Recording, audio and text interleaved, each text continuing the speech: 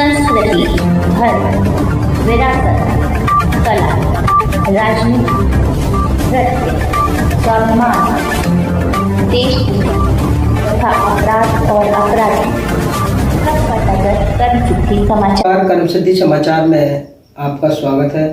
मैं इस वक्त अलीगढ़ ब्यूरो चीफ इमरान खान के पास मौजूद हूँ, जहाँ हमारा कर्म सिद्धि समाचार का ऑफिस है।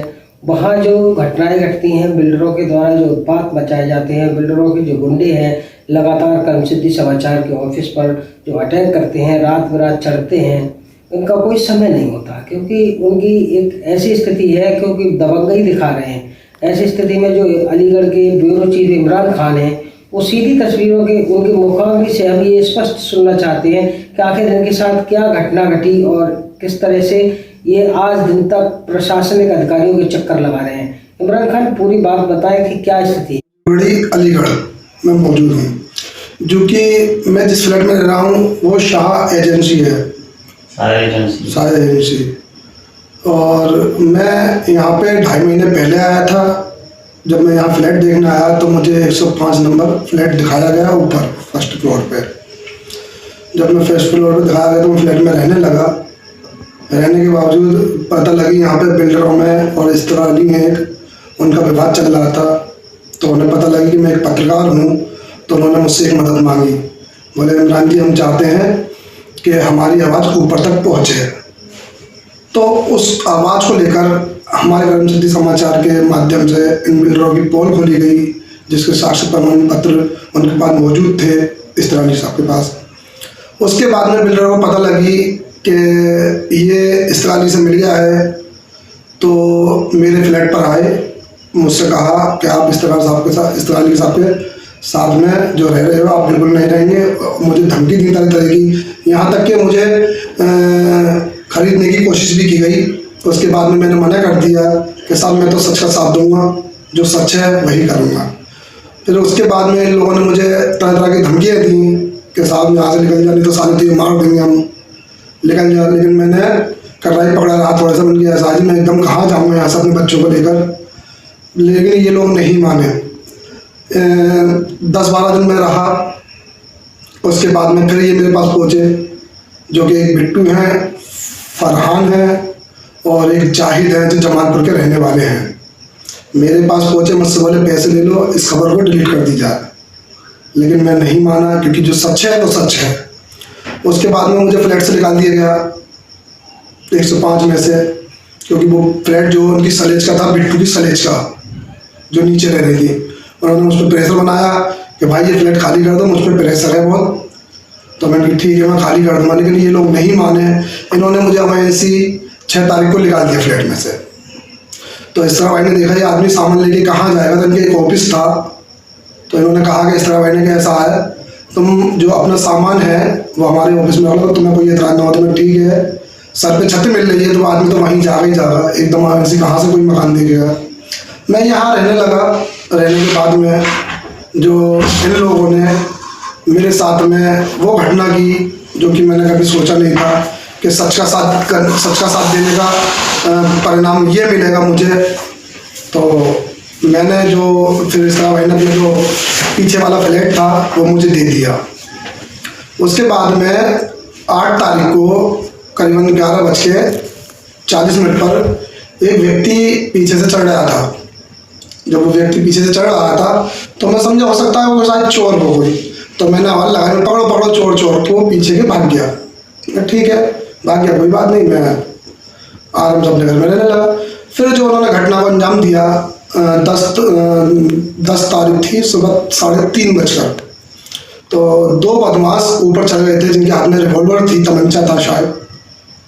और उसके बाद में जब मैं पीछे गमला रखा था, मेरी बेटी जग गई। 3:30 बजे जगने का कोई वो नहीं है, लेकिन मेरी बेटी जो मुझे परेशान करती है, तो 3:30 बजे में जग गया था। पता लगी कि पीछे से गमला गिरने की आवाज़ आती है।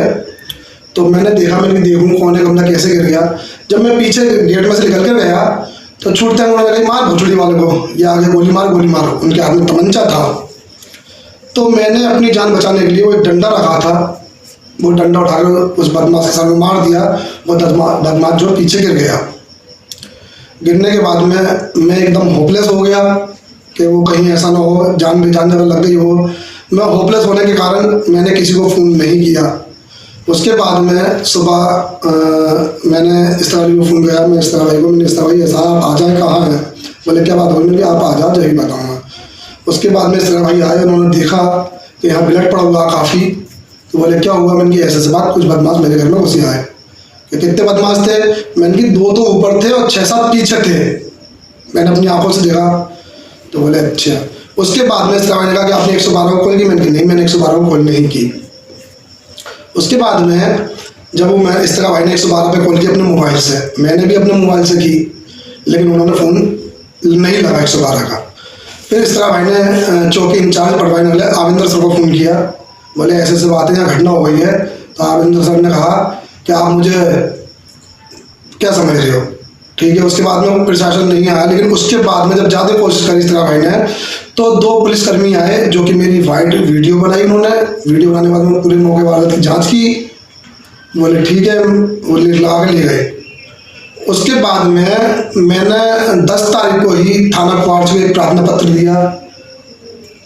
प्रार्थना पत्र देने के बाद में आज तक कोई कार्रवाई नहीं हुई। कोई कार्रवाई नहीं हुई, लेकिन जो आपने प्रशासनिक अधिकारियों ने या जो चौकी है, जो थाना प्रभारी है, उसने लगातार अब तक आपको किस तरह की दिलासा दिलाई और क्या आश्वासन दिया? आश्वासन ये दिया मुझे कि जिस वक्त मैं 10 तारीख को एक प्रार्थना पत्र दे के आया था, इंस्पेक्टर साहब विजयकांत शर्मा जी बोले मुझसे कि ऐसा इसकी जांच होगी।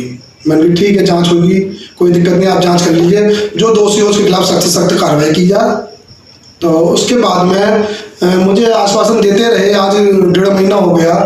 कभी चौकी भेजते हैं, कभी थाने भेजते हैं। चौकी जाते तो थाने चले आओ, और थाने जाते तो चौकी चले जाओ।